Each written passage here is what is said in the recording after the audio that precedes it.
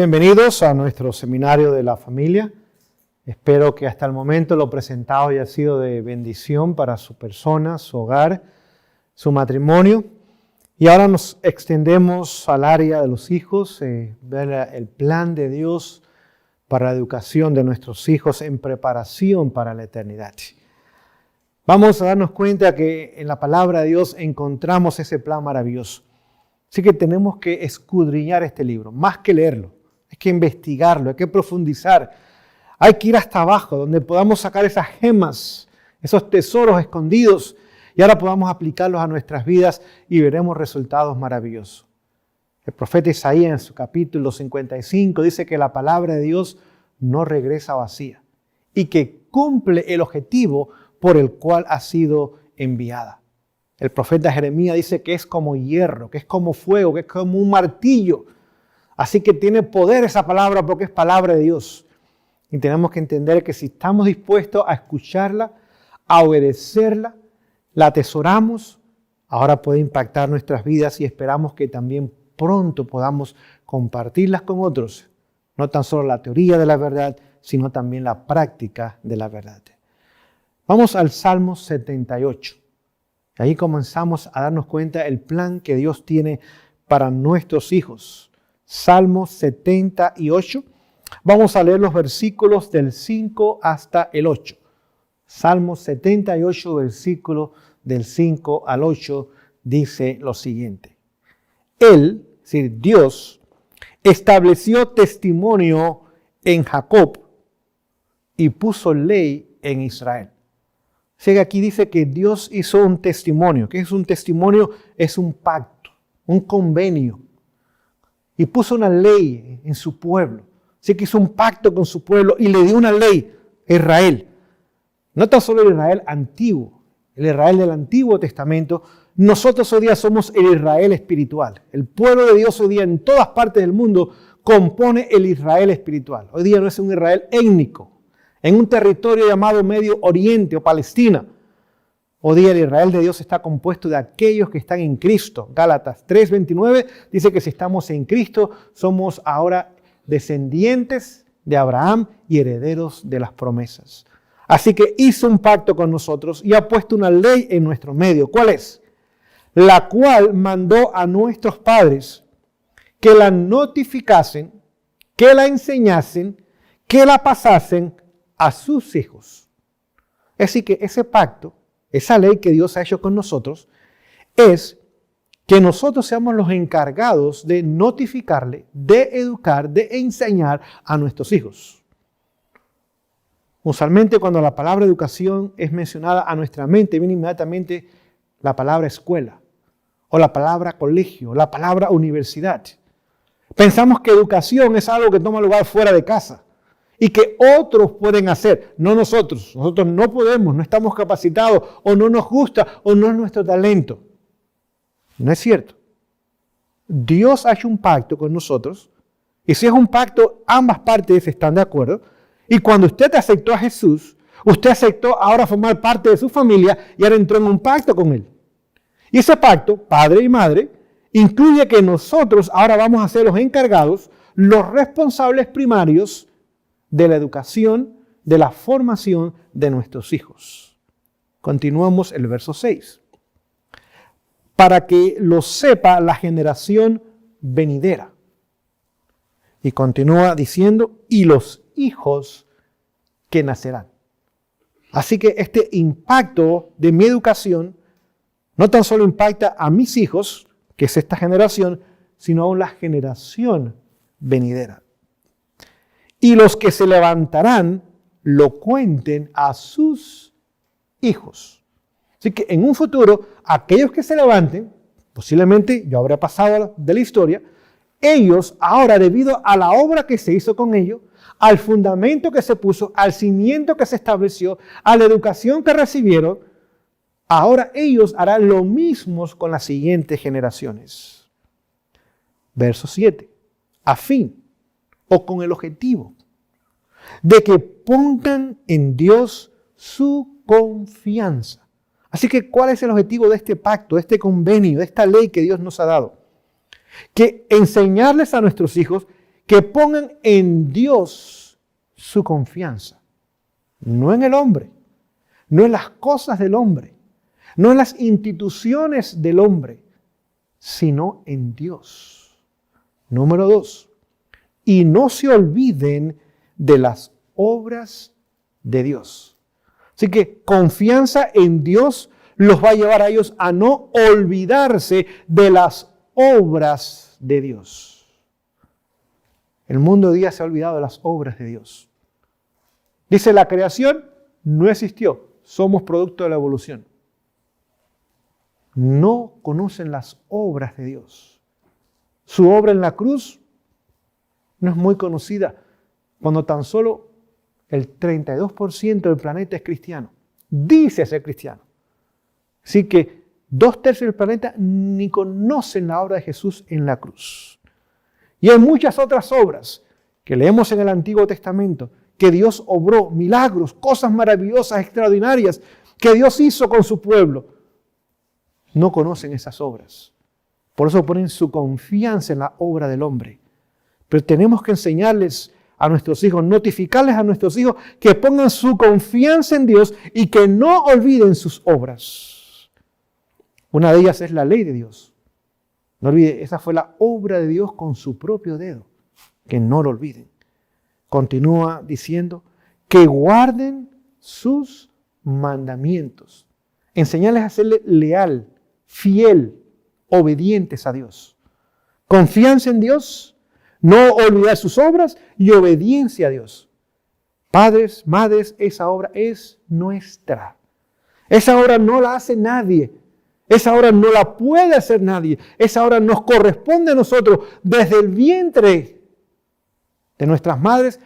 Ahí comenzó ya la obra y lo vamos a ver más adelante. Continúa diciendo el verso 8.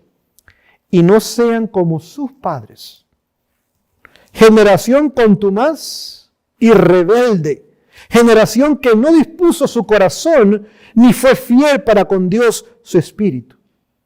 ¿Cuál es el objetivo de este convenio? De que cada generación sucesiva sea mejor que la generación anterior. Cada generación futura, su nivel espiritual sea más alto, más elevado, más cerca del ideal de Dios, más cerca de los principios divinos, más leales y obedientes al Señor. Ese es el objetivo del pacto que Dios hizo con nosotros y de la ley que Dios nos ha dado. Leo Testimonios para la Iglesia, el tomo 6, dice lo siguiente. Así como Jesús aclaró en el templo los misterios que sacerdotes y príncipes no habían discernido. Note, Jesús tenía 12 años en ese momento. Era un niño todavía. Pero dice acá que aclaró en el templo. Así que fue a la iglesia y los líderes de su iglesia no entendían el plan de salvación. Los líderes de su iglesia no se estaban preparando para la primera venida de Jesús. Los líderes de la iglesia no estudiaban las Escrituras a la luz de las Escrituras, sino de las tradiciones humanas. De lo que otros rabís, de lo que la escuela de los rabís, de lo que otros decían y pensaban y opinaban. Y Jesús, un niño de 12 años, llegó a la iglesia un día y comenzó a explicarle y a aclararle a los líderes de sus días cosas que ellos no discernían ni entendían.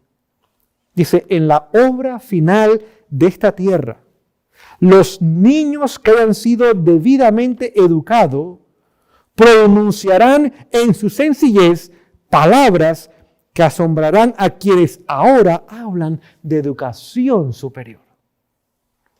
Esta cita es profunda. Dice que los niños, noten, no habla de adolescentes ni jóvenes, niños bien educados pronunciarán palabras, harán declaraciones, darán enseñanza, instrucción, tendrán el discernimiento para decir cosas que aquellos que hablan de educación superior, de doctorados, etcétera, etcétera, dice, quedarán asombrados. Así como los niños cantaron en los atrios del templo, Hosana, bendito el que viene en el nombre del Señor.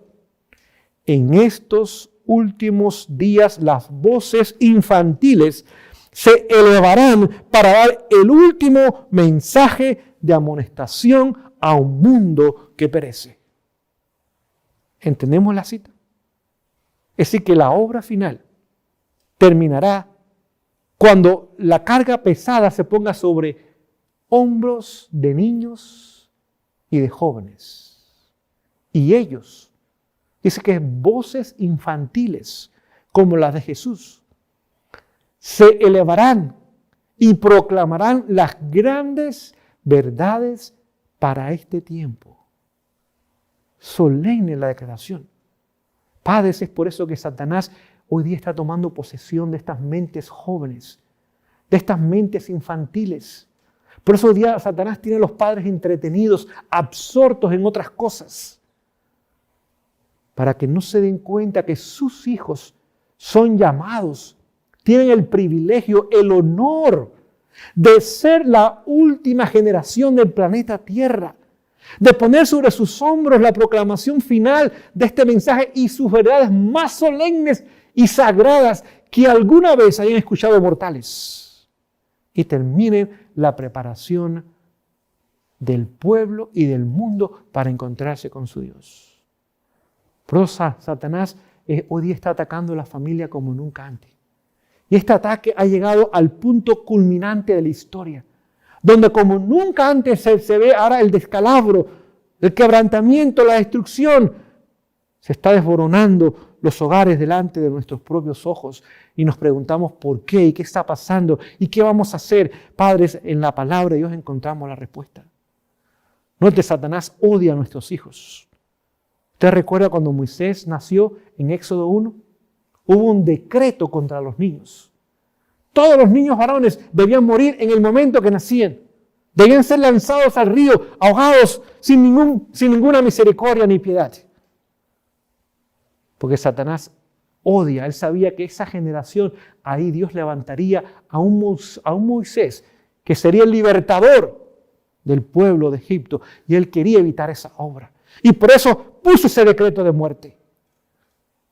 Pero si vamos otra vez al Nuevo Testamento, hay otro decreto de muerte. Cuando Jesús nace, ahora vemos que hay un segundo decreto de muerte contra los niños, 2 años o menos. Él sabía que era el tiempo que naciera Jesús.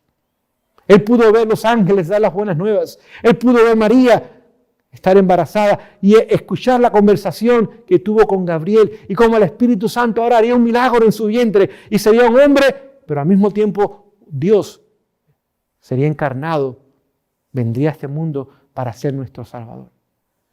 Y cuando Jesús nace, y usted lo puede ver en Apocalipsis 12, hay un dragón y hay una mujer encinta, listo para devorar al niño cuando naciese. Ahora viene ese decreto de muerte a través de Herodes. Maten a todos los niños allá en Belén de 2 años o menos. Y miles de niños murieron inocentes bajo ese decreto. Satanás odia a nuestros hijos, entendamos eso. Pero ahora vendrá un tercer decreto en un futuro cercano. En Apocalipsis 13, verso 16, dice que ahora llegará el momento que habrá un decreto y una marca será impuesta y un decreto de muerte vendrá. ¿Saben quién son los primeros en la lista? Dice los pequeños. ¿Quiénes son los niños? Es decir, que nos espera y nos aguarda un tercer decreto de muerte. Y no están solo niños, ahora vienen niñas también.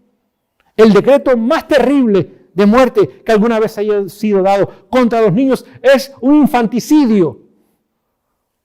Lo que Satanás está planeando y hoy día está matando a la gente. Hoy día está matando a los niños aún antes que nazcan a través del aborto. Póngase a pensar, más de 4.000 niños nacen o mueren en el vientre de su madre. Antes de nacer mueren cruelmente despedazados. Y sus madres y padres pagan para que destruyan la vida de su propio hijo. Cada segundo y medio un niño es abortado en el mundo.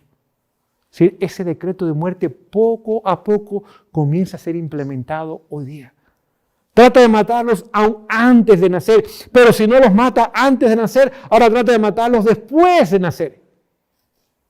Y comienza a llenarlos de cosas que los matan, una dieta equivocada, entretenimientos, música, Una vida donde están nerviosos, donde hay ruidos, donde no hay tranquilidad, donde no hay paz. Los padres los abandonan todo el día fuera de casa. Alguien los cuida, están ignorados, están puestos en una cuna, les dan de comer y los ponen a dormir. No hay atención, no hay cariño, no hay educación. Y esos niños crecen sin afecto, sin corazones tiernos y compasivos, sin conocer a Jesús, ni tampoco amar a su prójimo. Y vemos la condición en la cual se encuentra hoy día.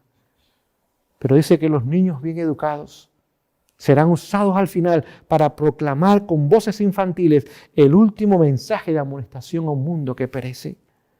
Continúa diciendo la cita, cuando los agentes celestiales vean que no se permite más a los hombres presentar la verdad.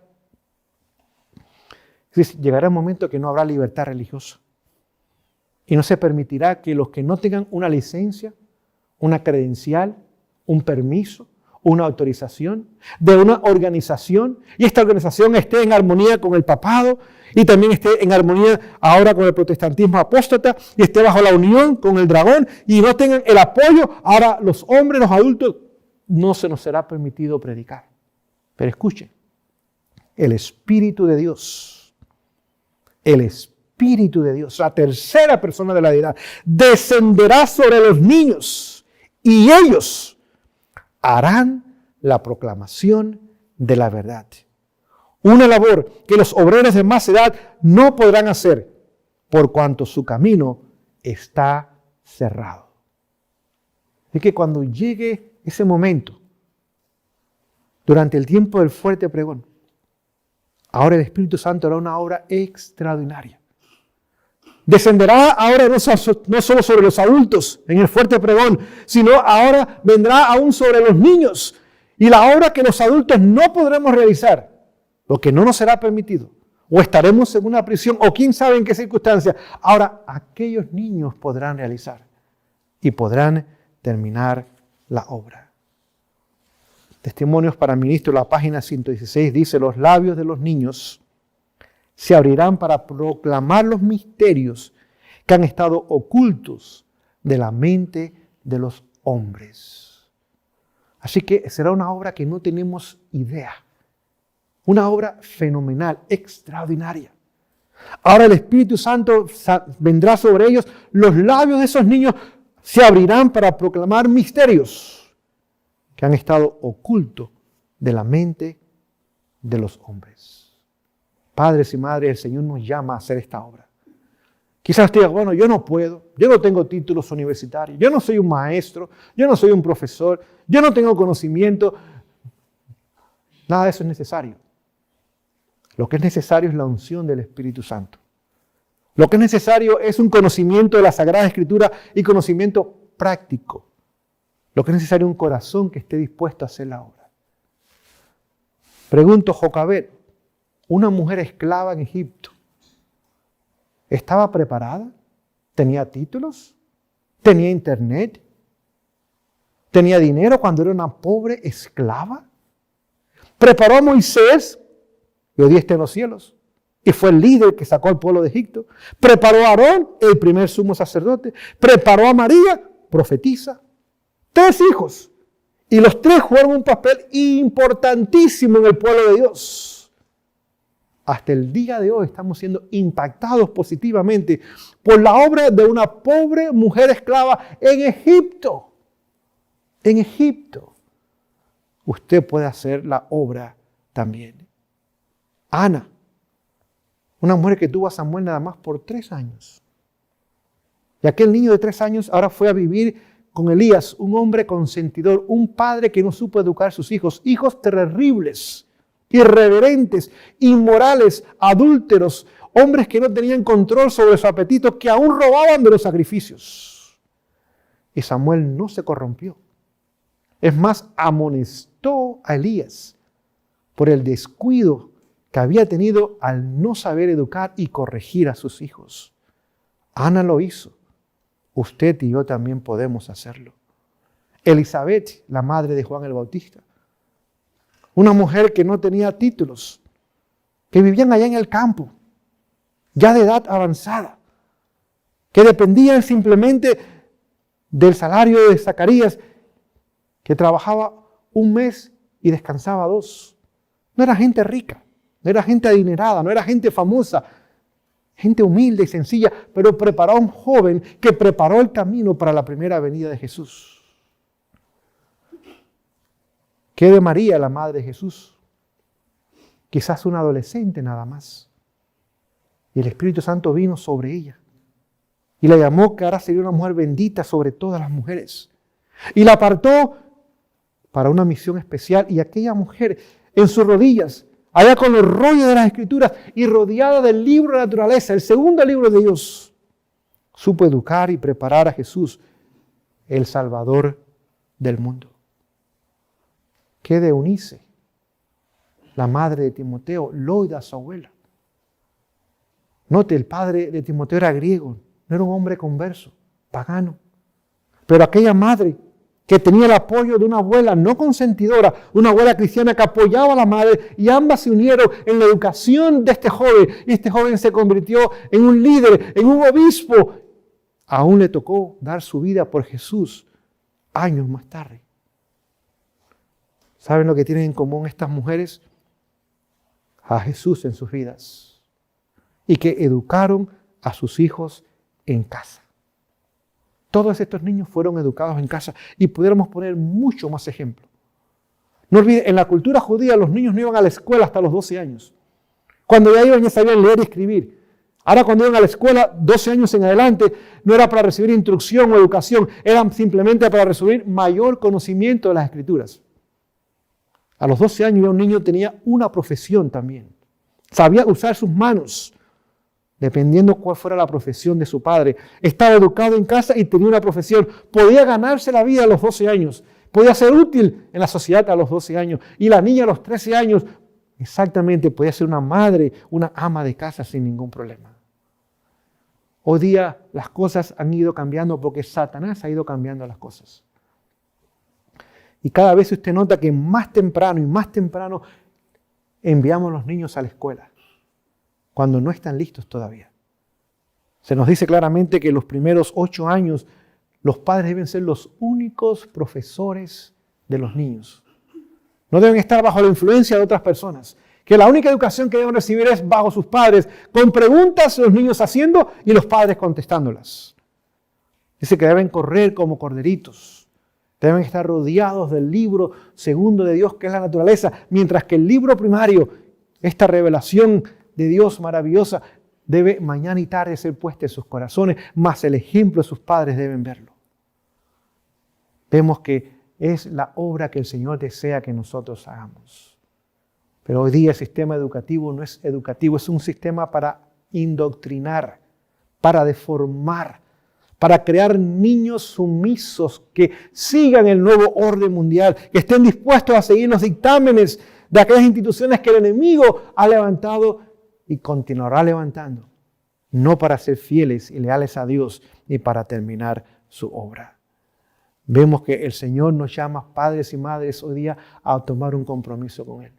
A entrar en ese convenio, en ese pacto, en ese testimonio que Dios ha hecho con nosotros. Aceptar esa ley y decir, Señor, ayúdanos, prepáranos, fórmanos. Queremos hacer esta obra con nuestros hijos, queremos tenerlos aquí con nosotros y ojalá que puedan tenerlo mucho más tiempo que después de los 8 años. Ustedes puedan aún educarlos. Nosotros educamos nuestros 4 hijos. Los 12 primeros años de instrucción la recibieron en casa. Mi esposa fue la que realmente hizo esa obra que nosotros hoy día le damos gracias a Dios porque fue un privilegio poderlos educar en casa. En vez de ponerlos ahí en el bus que se los lleve y los traiga en la tarde. No, nosotros tomamos el camino difícil, el camino donde no había mucho dinero, donde mi esposa dejó su trabajo y vino a trabajar en casa, donde aún dejé la comodidad y la seguridad de mi empleo para involucrarme más en la educación de ellos y en la formación de sus caracteres y poder ser mayor amigo con ellos y mayor compañero con mi esposa. Y el Señor ha sido bueno, no nos ha dejado, no nos ha abandonado, no nos ha faltado nada. El Señor ha hecho grandes cosas a nuestro favor y lo continuará haciendo si nosotros estamos dispuestos a serle fieles a Él. Y es nuestra oración y nuestro deseo diariamente que esa fidelidad vaya en aumento y que contagie a otras familias también. Vemos que el Señor nos llama a hacer esa obra. El Señor nos va a ayudar y nos va a capacitar para hacer esa obra. Llegó un momento en el pueblo de Israel que Dios tuvo que levantar al profeta Samuel. Y Él tuvo que establecer las escuelas de los profetas. ¿Saben por qué? No era el plan primario de Dios, no era el plan original de Dios. Pero los padres no estaban haciendo la obra en casa. Y Dios sabía que llegaría un tiempo de oscuridad espiritual en la nación de Israel. Y era necesario ahora establecer escuelas de los profetas, donde ahora hombres consagrados tomarían la responsabilidad que los padres debían haber tomado y hecho. Y ellos ahora prepararían una generación de hombres fieles y leales a Dios, de líderes que pondrían en alto los principios de Dios, mientras que la nación caía en apostasía. Así que si usted no va a hacer la obra, busque una escuela cristiana, no de nombre, porque tenga afuera un cartel, un rótulo que diga, no quiere decir que sea cristiana esa institución, de principios, sí, aunque esté lejos, aunque sea costosa, para que su hijo o hija puedan ir y ser capacitados y preparados para el servicio en la causa de Dios, para la terminación en la causa de Dios. El Señor hoy día nos está llamando, padres y madres, a poder realizar esa obra. Él nos va a ayudar. Él nos va a capacitar. Él nos dará los recursos o los medios necesarios para que si usted y yo decidimos hacer la obra se haga y se termine y sea de éxito. Que aunque sea una obra de sacrificio, porque lo es. La educación en casa no es una obra fácil, requiere educación para los padres, disciplina para los padres, autodisciplina. Requiere estructura, regularidad, orden. Pero todos esos principios ahora pasan a nuestros hijos. Ellos nos pueden abrazar también. Ellos pueden hacer de ellos sus principios también y manifestarlos en sus vidas y después pasarlo a la siguiente generación. El Señor nos va a bendecir cuando en amor a Él, en amor a nuestros hijos, confiando en Él, podemos nosotros permitir que su obra se haga en nosotros y de ende ahora llegue y se haga también en nuestros hijos. Que el Señor nos bendiga.